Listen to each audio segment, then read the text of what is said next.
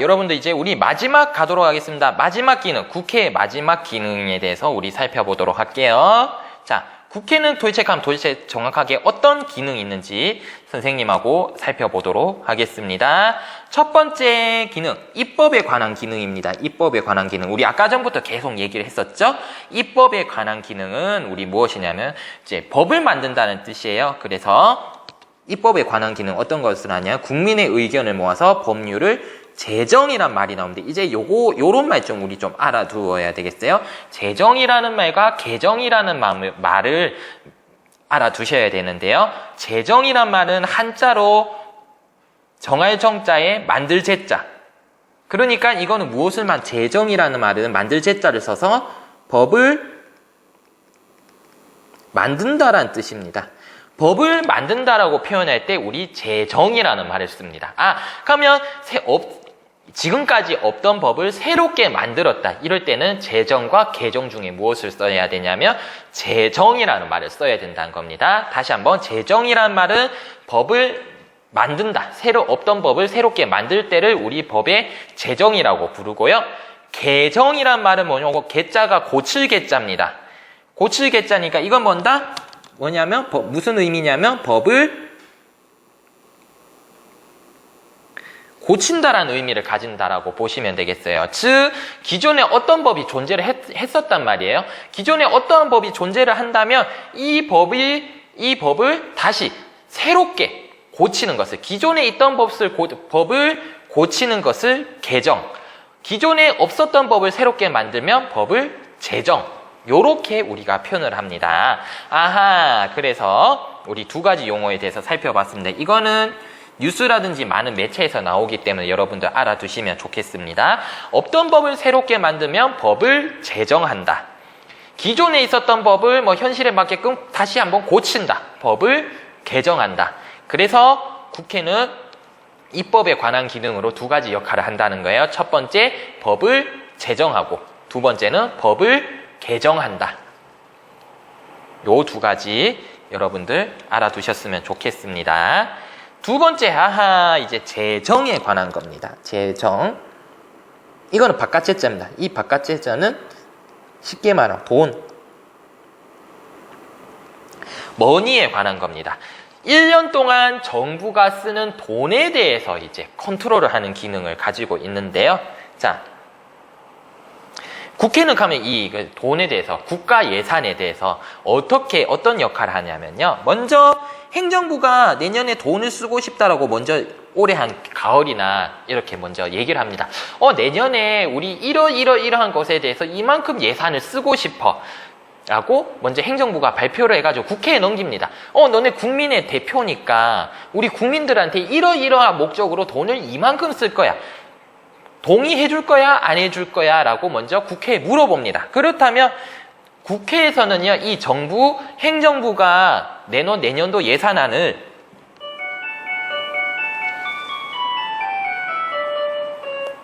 지금 수업 중이었어요. 예산안을 먼저 심의합니다.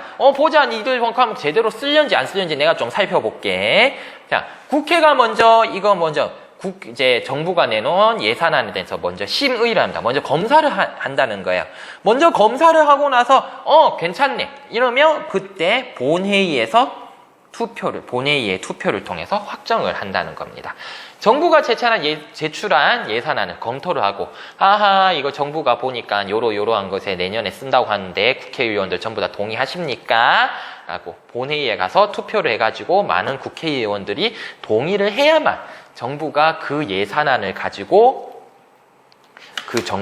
정부가 그 예산을 가지고 이제 실제로 어떤 정책이라든지 이런 것들을 할 수가 있습니다. 그래서 중요한 역할을 하고요. 왜 이렇게 국회를 거치냐면 국회는 누구의 대표이기 때문에 바로 국민이 투표를 통해 선출한 대표이기 때문에 정부는 국민의 세금으로 국민에게 거둬들인 세금을 합당한 목적에 대해서 써야겠죠. 그렇기 때문에 반드시 무엇을 거치냐면 정부가 돈을 쓰기 전에 국회의 동의를 거쳐서 돈을 쓰게 되는 겁니다. 이게 재정에 관한 첫 번째 기능이었고요. 두 번째는 첫 번째가 내년에 쓸 거에 대해서 미리 검사하고 동의해 주는 거냐면 두 번째는 정부가 이미 썼어. 작년에 쓴 거. 1년 동안 쓴 예산을 제대로 집행했는지 심사를 한다는 겁니다. 정부 너네 작년에 이런 거예요. 정부 너네 작년에 보니까 우리한테 이렇게 쓴다고, 올해 이렇게 쓴다고 얘기를 했잖아. 그래서 너네 얼만큼 제대로 썼는지 다시 우리하고 약속한 대로 제대로 썼는지 검사해볼게 라고 얘기하는 겁니다. 그래서 정부가 돈을 쓰기 전에도 계획에 대해서 국회의 동의를 받아야 되고요. 쓰고 난 다음에도 정부가 쓴 돈에 대해서 우리 이렇게 썼어요. 보고서를 제출하면 국회가 동의를 해줘야만 이제 모든 것이 완료가 됩니다.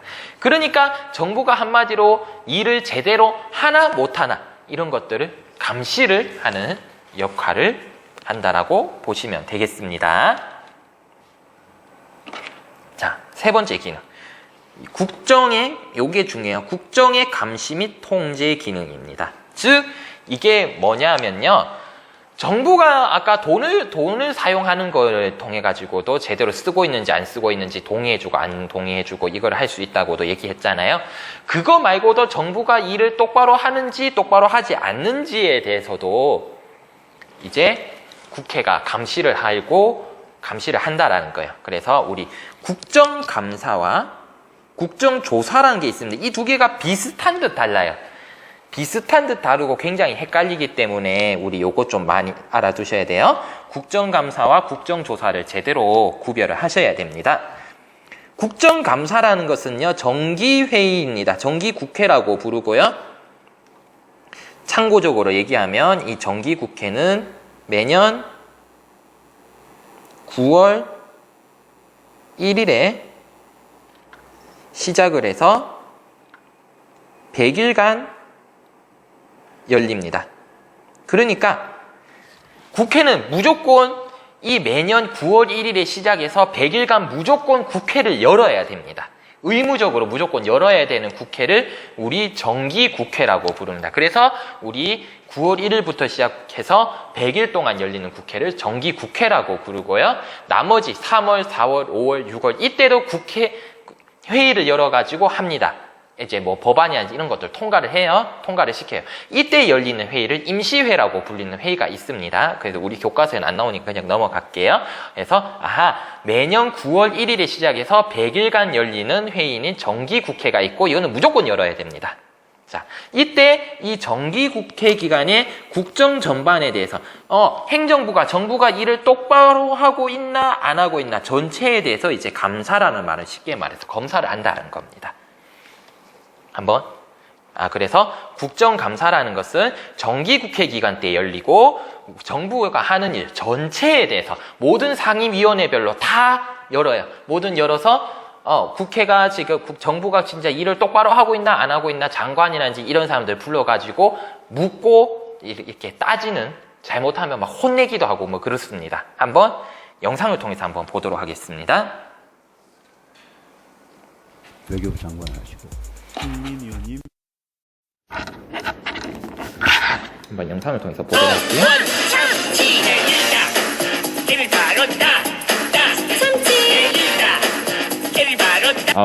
죄송해요. 박근혜 대통령이 청와대 오찬을 마친 중 영상이 잘못 나왔네요. 영상에 스님 뽑다가 잘못 넘어가서 다시 하도록 하겠습니다. 외교부 장관 하시고 국민 의원님 질의해 주시기 바랍니다.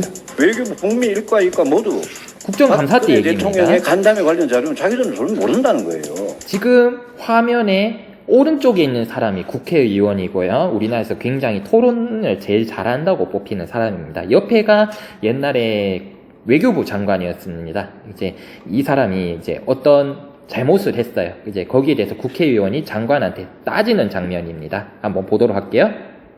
외교부 누가 합니까 이거를? 예? 청와대 알라들이 합니까? 누가 합니까? 전반적으로 제가 좀 답변을 드리겠습니다. 한번 간단하게 말씀해 주십시오. 우리나라에서 최고의 전문가가 아닌 양반들이 캠프를 구성해가지고 그 캠프에서 몇 달 동안 그냥 뚝딱뚝딱 만든 거 가지고 인수위를 하고 그 인수위에서 만든 게 마치 5년 동안 국가 전략이 되고 5년 뒤에 대통령이 바뀌면 그거 전부 다 쓰레기통에 버리고 저는 국가적으로 굉장히 위험하다고 보는데 이거를 막을 수 있는 사람이 누구냐? 관료들이다 이거예요. 우리 외국에 계시는 관료들이 5년마다 정권에 자꾸 줄 설 생각을 하지 말고 관료들이 그런 걸 만들어야 되는데 중국 가가지고 우리 기업들이 돈을 좀 더 버리는 게 중요합니까? 아니면 광화문이나 강남역에 핵미사일 떨어지는 거 막는 게 중요합니까? 어느 게 더 중요합니까? 자들을 우리나라 국민들을 보호하려면 우리 예산은 우리가 사야지. 예? 그걸 갖고 중국이 왜 난립니까? 중국이 뭐라 그러면 당신들도 그러면 알아서 하라고 배짱 있게 나가고 우리 예산으로 사야지. 우리 예산으로 이렇게 어정쩡하게 이렇게 갈 겁니까? 거기 그냥 장관님 어떻게 생각하세요? 예, 어떤 그런 자, 궁극적으로 이러한 이번에 영상이 자, 이런 것처럼 자, 방금 영상에서 본 것처럼요. 이제 감사라는 것은 정기 국회 기간 때 이제 국회의원이 이제 정부가 하는 일에 대해서 이제 직접 검사를 하고 이렇게 뭐 잘못된 것을 혼내기도 하고 잘된 것은 칭찬도 하기도 하면서 이런 것들 정부가 일을 제대로 하고 있나 안 하고 있나 이것을 보는 것이 국정감사고요. 국정조사라는 것도 있습니다. 국정감사가 정기 국회 기간 때 열린다면요. 국정조사라는 것은요. 특정한 중요한 사안이 있을 때 국회가 이것에 대해서 직접 조사를 하는 것을 우리 국정조사라고 부릅니다. 그래서 국정조사라는 것은요, 매번 열리는 게 아니라 정말 우리나라에 큰 이슈가 터졌을 때 이에 대해서 국회가 직접 조사를 한번 국회가 조사를 해보는 겁니다. 한번 실제 영상 한번 보도록 할게요. 왜 안 넘어갈까요?